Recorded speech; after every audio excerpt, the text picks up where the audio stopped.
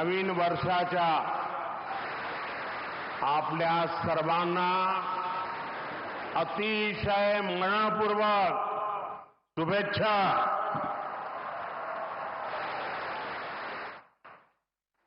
कार्यक्रम में उपस्थित परम पूजनीय सरसंघचालक जी डॉक्टर मोहन भागवत जी, स्वामी गोविंद गिरी जी महाराज, स्वामी अवधेशानंद गिरी जी महाराज, महाराष्ट्र के लोकप्रिय मुख्यमंत्री देवेंद्र फडणवीस जी, केंद्रीय मंत्रिमंडल में मेरे साथी नितिन गडकरी जी, डॉक्टर अविनाश चंद्र अग्निहोत्री जी, अन्य महानुभाव और उपस्थित सभी वरिष्ठ साथी, राष्ट्र यज्ञ के इस पावन अनुष्ठान में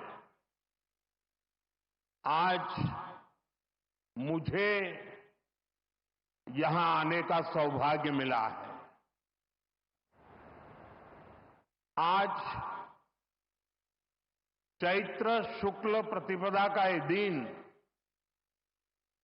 बहुत विशेष है। आज से नवरात्रि का पवित्र पर्व शुरू हो रहा है। देश के अलग अलग कोनों में आज गुड़ी पड़वा, उगादी और नवरेह का त्योहार भी मनाया जा रहा है। आज भगवान झूलेलाल जी और गुरु अंगद देव जी का अवतरण दिवस भी है। ये हमारे प्रेरणा पुंज परम पूजनीय डॉक्टर साहब की जयंती का भी अवसर है और इसी साल राष्ट्रीय स्वयंसेवक संघ की गौरवशाली यात्रा का 100 वर्ष भी पूरे हो रहे हैं।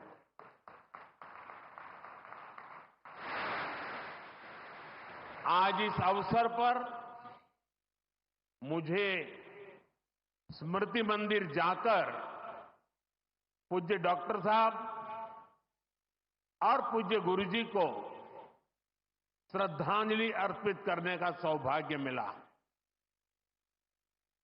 साथियों, इसी कालखंड में हमने हमारे संविधान के 75 वर्ष का उत्सव भी मनाया है।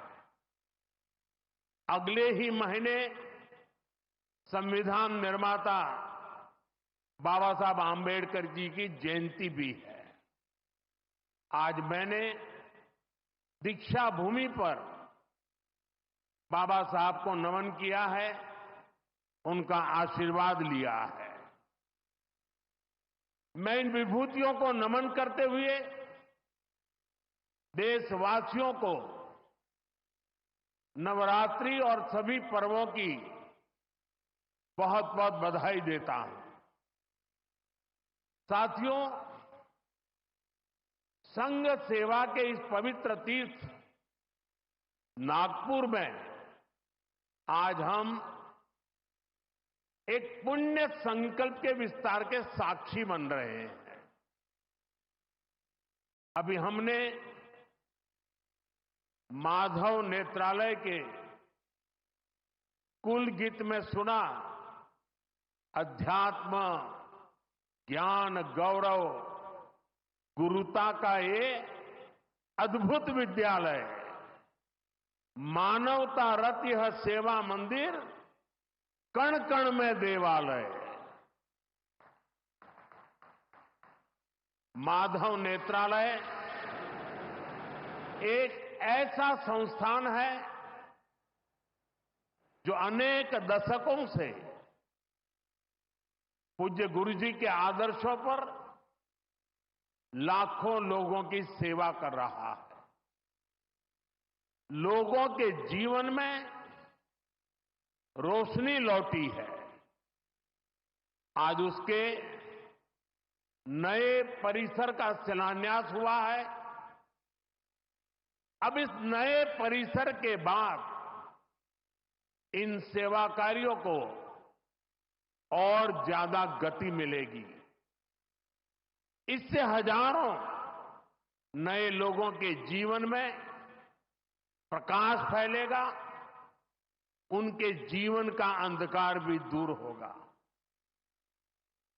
मैं सेवा कार्य के लिए माधव नेत्रालय से जुड़े सभी लोगों को उनके कार्य की, उनके सेवा भाव की सराहना करता हूं और मेरी तरफ से अनेक अनेक शुभकामनाएं देता हूं।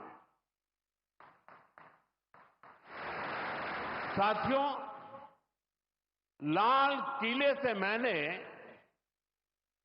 सबके प्रयास की बात कही थी। आज स्वास्थ्य के क्षेत्र में देश जिस तरह काम कर रहा है, माधव नेत्रालय उन प्रयासों को बढ़ा रहा है। देश के सभी नागरिकों को बेहतर स्वास्थ्य सुविधाएं मिले, यह हमारी प्राथमिकता है। देश में गरीब से गरीब को भी अच्छे से अच्छा इलाज मिले। कोई भी देशवासी जीवन जीने की गरिमा से वंचित न रहे।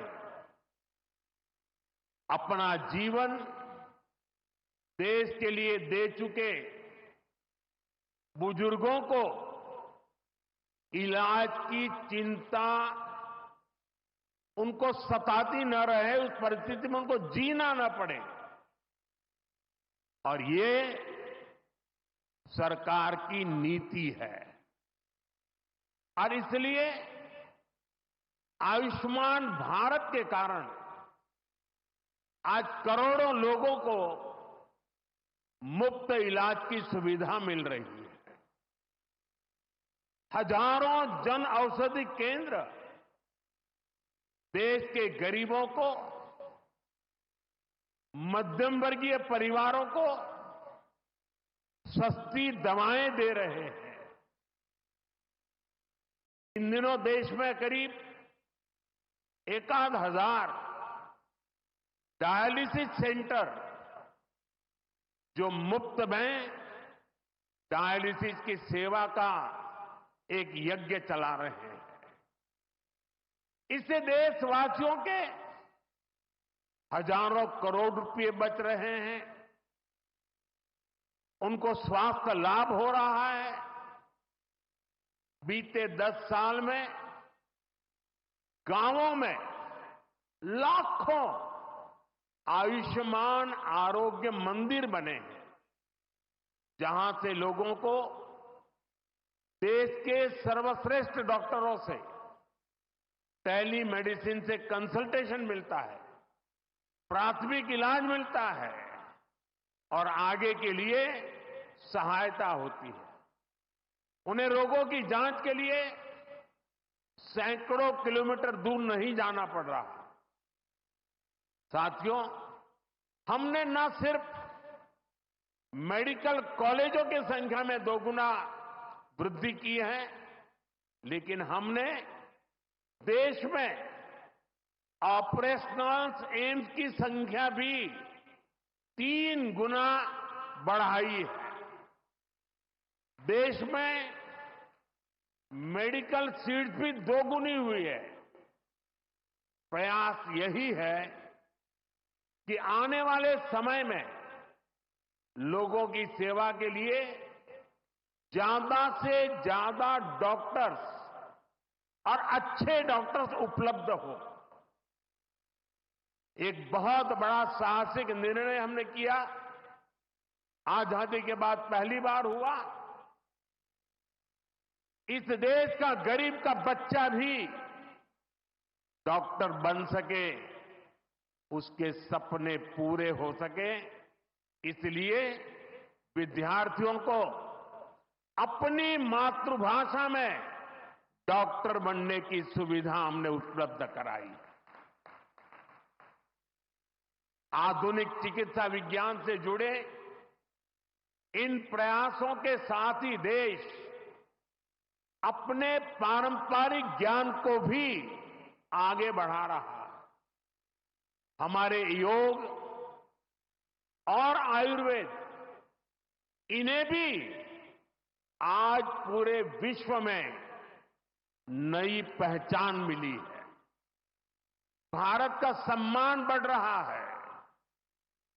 साथियों, किसी भी राष्ट्र का अस्तित्व पीढ़ी दर पीढ़ी उसकी संस्कृति के विस्तार, उस राष्ट्र की चेतना के विस्तार पर निर्भर करता है। हम अपने देश का इतिहास देखें तो सैकड़ों वर्षों की गुलामी, इतने आक्रमण, भारत की सामाजिक संरचना को मिटाने की इतनी क्रूर कोशिशें, लेकिन भारत की चेतना कभी समाप्त नहीं हुई। उसकी लौ जलती रही। ये कैसे हुआ? क्योंकि कठिन से कठिन दौर में भी भारत में इस चेतना को जागरूक रखने वाले नए नए सामाजिक आंदोलन होते रहे। भक्ति आंदोलन उसका ये उदाहरण, जिससे हम सब भली भांति परिचित हैं। मध्यकाल के उस कठिन कालखंड में हमारे संतों ने भक्ति के विचारों से हमारी राष्ट्रीय चेतना को नई ऊर्जा दी। गुरु नानक देव, कबीरदास, तुलसीदास, सूरदास, हमारे यहां महाराष्ट्र में संत तुकाराम, संत एकनाथ, संत नामदेव, संत ज्ञानेश्वर, ऐसे कितने ही संतों ने हमारी इस राष्ट्रीय चेतना में अपने मौलिक विचारों से प्राण फूंके। इन आंदोलनों ने भेदभाव के फंदों को तोड़कर समाज को एकता के सूत्र में जोड़ा। इसी तरह